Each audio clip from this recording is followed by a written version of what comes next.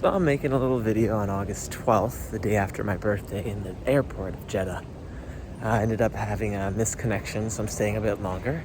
An opportunity to laugh with the experience instead of be critical of the different factors that led to that. And I'm allowing my 2-day stay in Jeddah to be what it is, staying in a kind of lounge. They have food there, which is pretty nice. I'll give a little reflection on my time in Mauritius, what I did and what I really enjoyed. I spent time with a wonderful family. I got to see someone I really care about. I got to spend time in nature. I got to live pretty simply.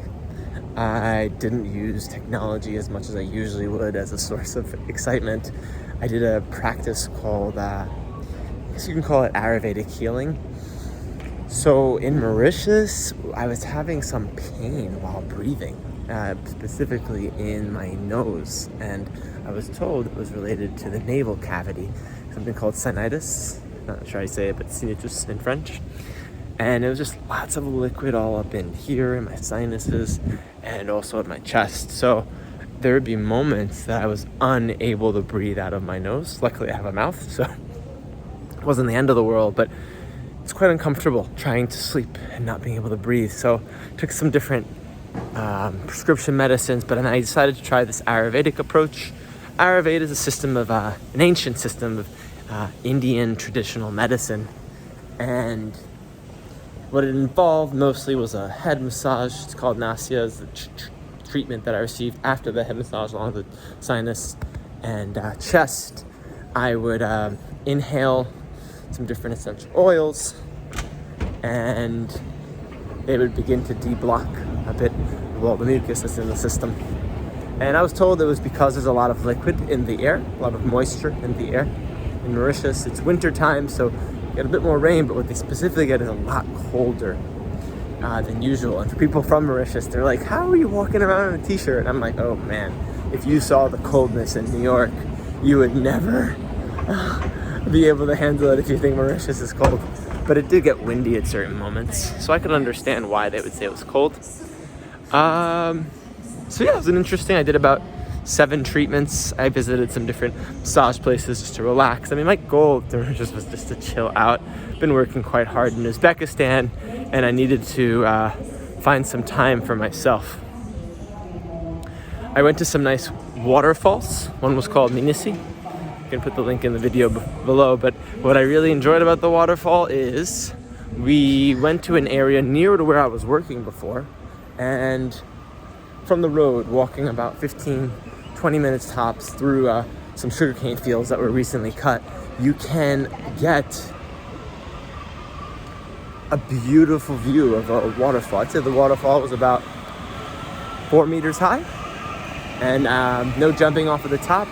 Jumped in the below part, and when we walked down to get towards it, there was an area on the right side where people, I believe, were planting ginger. Ginger grows really well near areas that are a lot of moisture on the ground, like by rivers. And there were monkeys hanging out there, and it was quite a place. And at the same moment that we were arriving, there was a group of Mauritians that were also coming there, so it was nice. So then it wasn't as scary, although I really enjoy nature. And we jumped in the water. It wasn't that cold, which was pretty nice, considering the last water that I was jumping in Tajikistan was glacial water and really cold. And went to another one. It's called Six Waterfalls near Kirpip, which is another city, going towards the south. And didn't walk through all of them, but I got to see a series of waterfalls that are hooked up to each other. I went to a place called Kazella. It is a sort of nature reserve. They have lions, they have giraffes, amongst other animals. Saw some of them. They also had an art show of live art that was happening with music, and I just love the music. There was a group called Nula. So talented and so interesting. Just the energy. And, you look at how different people live their lives, how I don't know if that was their profession or not, or just their passion, but it really makes you think, geez, we need passion in life. We need patience to be able to work towards our passions. Patience for passions. Passions for patience. Don't become an impatient in the hospital.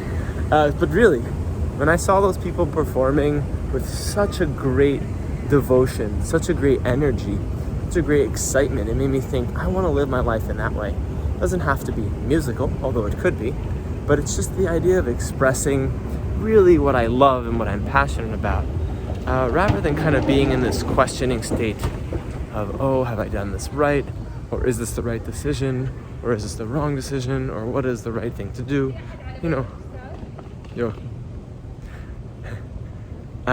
She's asking if I'm going to Beirut. I said no, but I said no in Uzbek. Transferring from Uzbek to Russian to a little bit of Arabic that I know. I mean, I can understand when people are speaking maybe 15%, which is not bad. It's better than zero. But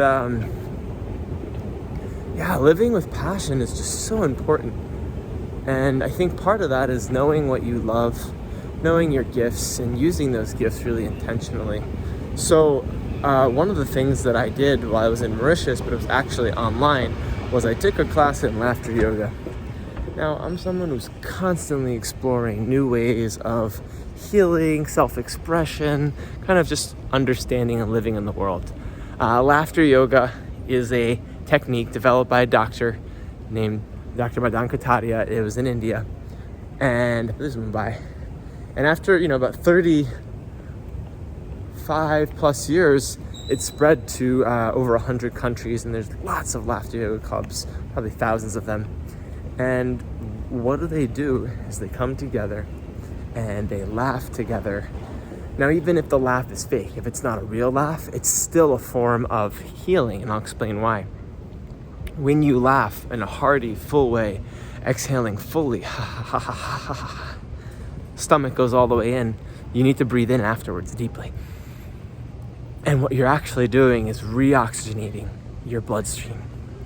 And inflammation, which is when there's some problems in our body in terms of health-related issues, a lot of it is inflammation in the body. It's too much toxins, right? Not enough oxygen. Maybe the blood's too acidic. And the idea of breathing deeply with some of these laughing activities, it actually brings in more oxygen into the system, which helps the bloodstream be less acidic. And I think we all need to be a little bit sweeter in how we treat ourselves, how we exist in the world, how we interact with others, in order to learn how to be patient with life, rather than always trying to control every aspect of it. At least it's something that I'm working on. So, laughter yoga was a great practice, and what I ended up doing is, because I love giving classes, I love a sort of service learning mentality, I went to an old age home. And over there, I got to work with about 15 or 17 elderly ladies, and we did laughter yoga exercises. And the idea is to bring a childlike playfulness to the activities. Your body doesn't know the difference between simulated or authentic laughter. So even if you're not really happy, if you just take the pose, do the actions, do the sounds and the movements of laughter, specifically from the diaphragm, you actually gain the benefits of laughter. And usually, we laugh only when we have a stimulation for a couple of seconds, maybe 5, 10, 20 seconds tops. However, when you laugh for an extended period of time, from 10 to 15 minutes of just straight laughter with activities interspersed within, you get a lot more health benefits. And that's basically what Madan Kataria developed with his method called laughter yoga. So the ladies loved it. I really enjoyed it. I think that if you ask me what my profession is or what my calling is, I would definitely say it's related to uplifting people, uplifting humanity, which seems like a really big profession or calling, but I really feel most alive when I'm able to interact with people in a way that gets them feeling excited and inspired and lighthearted, connected with their, inner inspiration and kind of that child that we often shun and forget about. And I think that when I'm able to do that with my students or with elderly people or I have this dream of being able to work with different populations, that my job is just that. My job is, how can I uplift people, make people feel cared for, make people feel supported, make people feel loved, to the point which they feel really fulfilled. So it's something that I really aspire to, and it's something that I want to bring into whatever I do. I'm right now doing some interviews. I probably will be working in New York, possibly in the Bronx again, for this upcoming year. And I'm open to these ideas of not just doing teaching, but starting to see about how could I become some form of a consultant. I mean, I started doing it in Uzbekistan when I was training teachers, absolutely loved it. Could I make a sort of company or create some sort of an entity where I could go and offer services to uplift people? But obviously I can't say, oh, I'm going to be an uplifter. That's not really a job. And I said, to myself, maybe I need to study social work or social emotional learning or this. So I've applied to some programs, and I should really decide because I know that they will add another element to my teaching. I had a nice conversation with a teacher friend named Kamini, and what was interesting about that was she talked about specifically using your hands to do things and not just being in our heads, and I really appreciated that. I had an amazing birthday party with Karen and all of some of her family members, and also with my friends who were from Mauritius. They were really happy to see me, and I was happy to see them, and they're very caring, and in a way I created a sort of community there, even though I left for 2 or 3 years, COVID and all that, and I bounced back, and it was really nice to spend time with them. I forgot to mention I went to the gym a lot. I think I lost some of the weight that I put on during my time in Uzbekistan, because Uzbek food's really good, but a bit greasy and tasty, because they cook with different oils. And I think going to the gym was really nice. Like, I noticed even if it was 7 or 6 or 8 at night, I was really tired and really not that motivated. When I'd go to the gym, and afterwards the feeling that I would get would be so nice. I would just feel so kind of refreshed, and I just loved it. And I just want to continue doing that on my return to New York. It wasn't a nice gym in Greenwich, Connecticut, but I don't think I'll be there for much of the year if I'm going to be working in the Bronx. We'll see. But I'm just going to see what I can do to continue on the wave of uplifting and gifting and drifting in the right direction and using my gifts. So yeah, we'll see. I have this service learning idea of kind of using my life for service. So I'm going to continue that and see if I can teach it to others too.